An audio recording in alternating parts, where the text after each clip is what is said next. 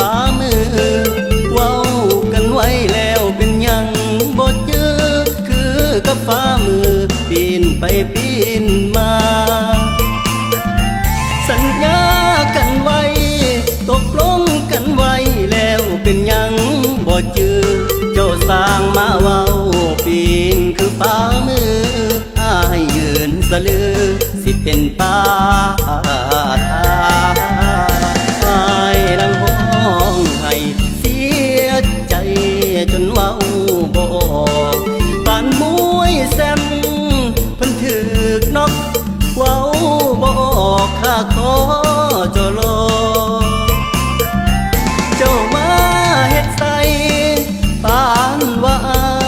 ายเป็นต่อสั่งมาพูดแค่นอปานว่าอ้ายบ่แม่นคน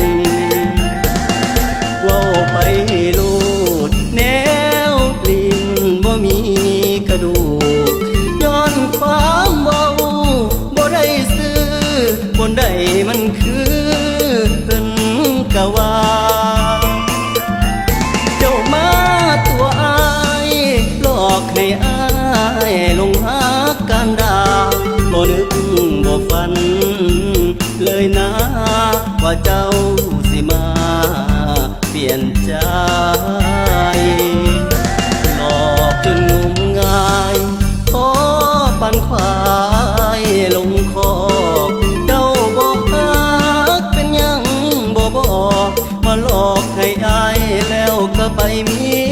ใหม่เดินตามสบาย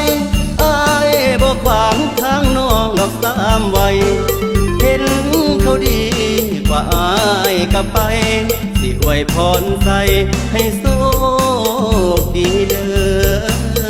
อนะ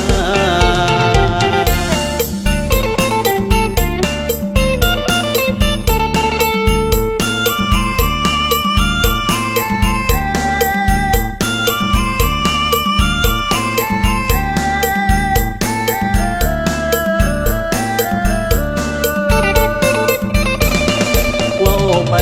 ลูดแนวลิ้นบ่มีกระดูก